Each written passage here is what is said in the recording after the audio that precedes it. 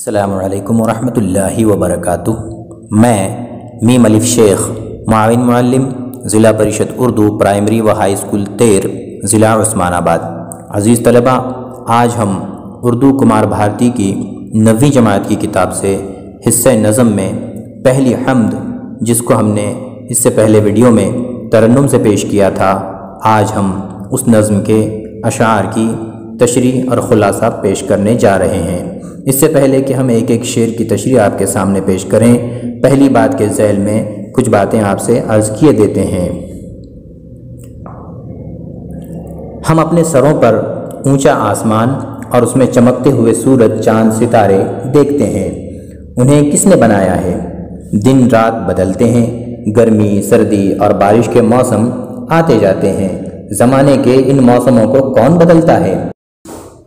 پھولوں کی مہک اور پھلوں کی مٹھاس کا ہم مزہ لیتے ہیں۔ پھولوں میں مہک اور پھلوں میں شیرینی کون پیدا کرتا ہے؟ پھولوں پر منڈلاتی تتلیاں ہمیں بھلی معلوم ہوتی ہیں۔ ان کے پروں میں رنگ کون بھرتا ہے؟ زمین پر بڑے بڑے پہاڑ کس نے بنائے ہیں؟ دریاؤں میں آب رواں، آسمان سے برستی بارش اور سمندروں میں ہزاروں میل پھیلا ہوا پانی کس نے بنایا؟ یہ سارے کام انسان کے بس کے نہیں، اللہ تعالیٰ نے اپنی قدرت سے ان کو پیدا کیا ہے، اس لیے ہم اس کی تعریف کرتے ہیں۔ اللہ تعالیٰ کی یہی تعریف حمد کہلاتی ہے۔ ان چیزوں کو دیکھ کر اللہ کی ذات پر یقین پختہ ہو جاتا ہے۔ کائنات میں پھیلی ہوئی بے شمار اشیاء کو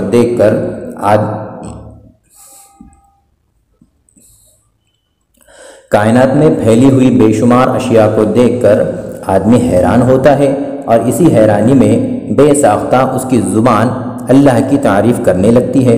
ذیل کی حمد میں شاعر حیرانی کے ساتھ قدرت کی نشانیوں میں خدا کے جلووں کو دیکھ رہا ہے۔ یہ تھی پہلی بات۔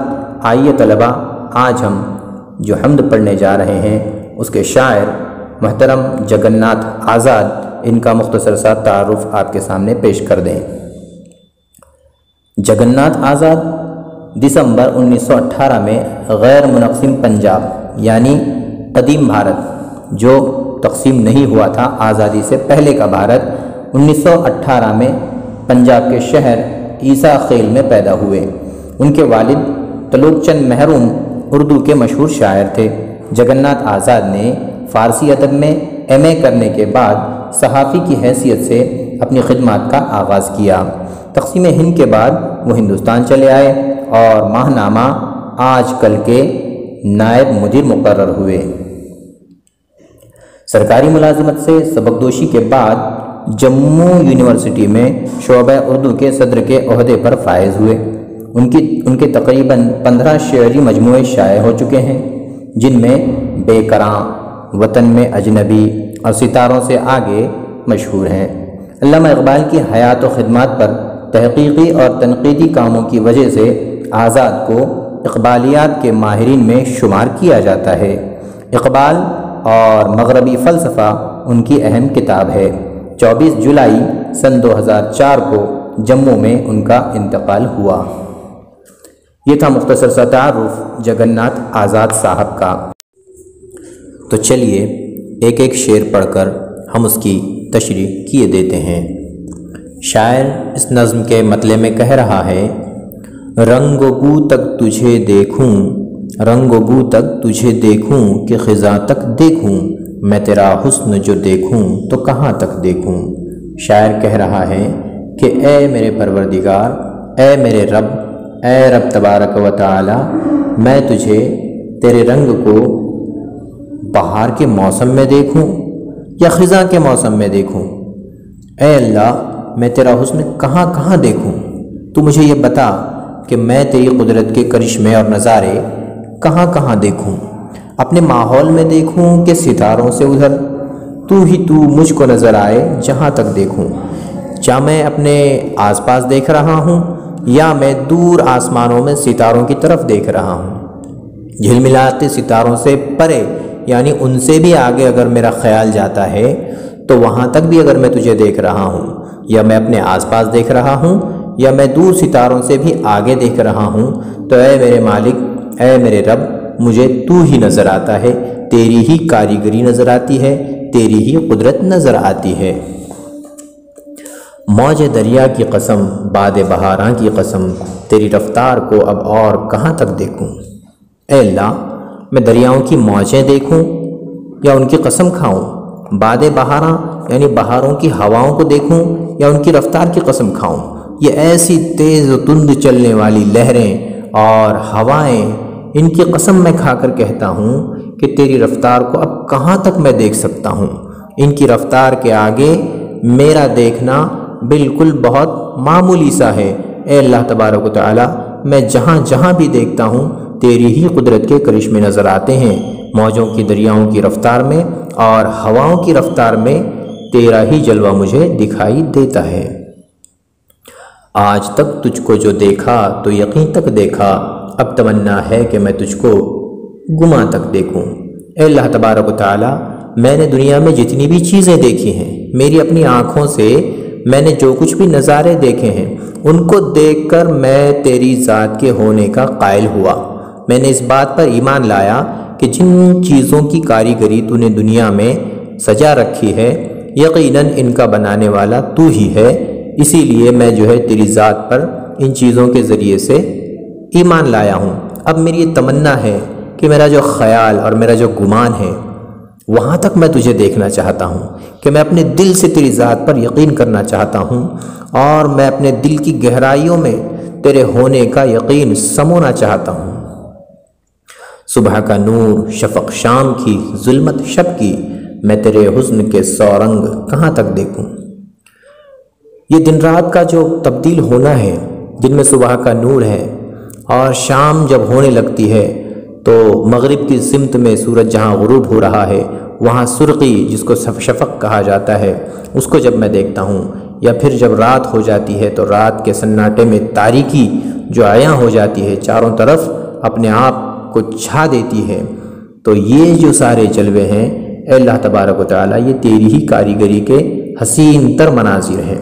طرح طرح کے مناظر ان 24 گھنٹوں میں، دن رات کے الگ الگ پہروں میں جو آسمان رنگ بدلتا ہے، جو ہریالیاں اور زمین اور سبزے اور یہ دھرتی کے الگ الگ رنگ اور سمندروں کے پانیوں کے رنگ، یہ سارے کے سارے جو رنگ نظر آتے ہیں اے اللہ تبارک و تعالی، یہ تیری قدرت کے حسن ہیں اور یہ تیری قدرت کی کاریگری کے کرشمے ہیں۔ میں کہاں کہاں دیکھوں، جہاں بھی دیکھتا ہوں تو تیرے ہی ذات پر میرا ایمان سبحان اللہ کہنے کو میری زبان تڑپ اٹھتی ہے، اور بے ساختہ میری زبان سے تیری ہی تعریف اور تیری ہی حمد و ثنا نکل پڑتی ہے کہ کیسے کیسے رنگ تو نے دنیا میں سجائے ہیں۔ دل کی دنیا میں تو میں تجھ کو بہت ڈھونڈ چکا، دل کی دنیا میں تو میں تجھ کو بہت ڈھونڈ چکا، اب تیرا حکم جہاں تک ہو وہاں تک دیکھوں۔ اے اللہ تبارک و تعالی، میں نے اپنے دل کے اندر جہاں جہاں بھی تیری قدرت کے نظارے دیکھے تو دل نے بے ساختہ کہا کہ بے شک یہ رب کی کاریگری ہے، یہ میرے رب کا کمال ہے، یہ میرے رب کا کرشمہ ہے، یہ میرے رب کی قدرت ہے۔ لیکن اے اللہ تبارک و تعالی، میرا دل تو ان چیزوں کو دیکھ کر اور یہ ساری دنیا اور سجی کائنات کو دیکھ کر تیری ذات کے ہونے کا قائل ہو چکا ہے۔ اب میں یہ چاہتا ہوں کہ میں تیرے حکم کو بجا لا کر، اپنی بندگی کا ثبوت پیش کر کے، اپنی بندگی کا حق ادا کر کے، اپنی غلامی جو میں نے تیری غلامی کا کلمہ پڑھا ہے، میں جو تیرا بندہ ہوں، لہٰذا تو آقا ہے، اس بات پر تجھے قائل کرنے کے لیے، تجھے منانے کے لیے اب میں یہ چاہتا ہوں کہ حقیقتاً اپنے عمل کے ذریعے سے میں تجھے یہ دکھا دوں کہ میں نے تیرا حکم بجا لا کر تیرا عرفان حاصل کرنے کی کوشش کی ہے، یعنی تجھے ڈھونڈنے کی بھرپور اپنی زندگی میں کوشش کی ہے۔ جس طرح سے قرآن میں جیسے تو نے ہمارے پیدا ہونے کا مقصد بیان کیا ہے، وَمَا خَلَقْتُ الْجِنَّ وَالْإِنسَ إِلَّا لِيَعْبُدُونَ، کہ تو نے مقصد حیات اس آیت کے ذریعے بتا دیا کہ ہم نے جنات اور انسان کو محض عبادت کے لیے پیدا کیا ہے، لہٰذا میں تیرا حکم بجا لا کر اپنے پیدائش کا مقصد پورا کر کے، میں تیرے حکم کی بجا آوری کر کے تجھے پہچاننا چاہتا ہوں، تجھ تک پہنچنا چاہتا ہوں، تجھے پانا چاہتا ہوں۔ کیوں نہ قربان تصور ہوں میں آزاد کے آج، کیوں نہ قربان تصور ہوں میں آزاد کے آج، نور ہی نور نظر آئے جہاں تک دیکھوں۔ اے اللہ تبارک و تعالی، آج میں اپنے تصور میں اپنے تصور پہ قربان ہونا چاہتا ہوں کہ جو کچھ میں نے تصور کیا ہے اس میں مجھے نور ہی نور نظر آیا ہے، لہٰذا اس نور پہ میں قربان ہونا چاہتا ہوں، لہٰذا اے رب تعالیٰ مجھے اپنی بندگی کا پورا حق ادا کرنے کی توفیق عطا فرما دے۔ اس طرح سے جو ہے شاعر نے اس حمد کے اندر اللہ کی تعریف کا ایک منظر باندھا ہے، ایک سما باندھا ہے۔ یقیناً ہم یہ امید کرتے ہیں کہ ہمارے طلباء کو اس نظم کے معنی و مفہوم تک پہنچنے میں مدد ملی ہوگی، لہٰذا طلباء سے یہ امید کی جاتی ہے کہ اس نظم کے آخر میں جو معانی و اشارات ہیں انہیں بھی جو ہے ذہن نشین کیا جائے اور جو مشق دی گئی ہے اسے جو ہے حل کیا جائے۔ انشاءاللہ پھر اگلے ویڈیو کے اندر کسی دوسرے موضوع کے ساتھ دوبارہ ملیں گے۔ آج کے لیے اتنا ہی کافی ہے، انشاءاللہ پھر ملاقات ہوگی، تب تک کے لیے خدا حافظ، السلام علیکم ورحمۃ اللہ وبرکاتہ۔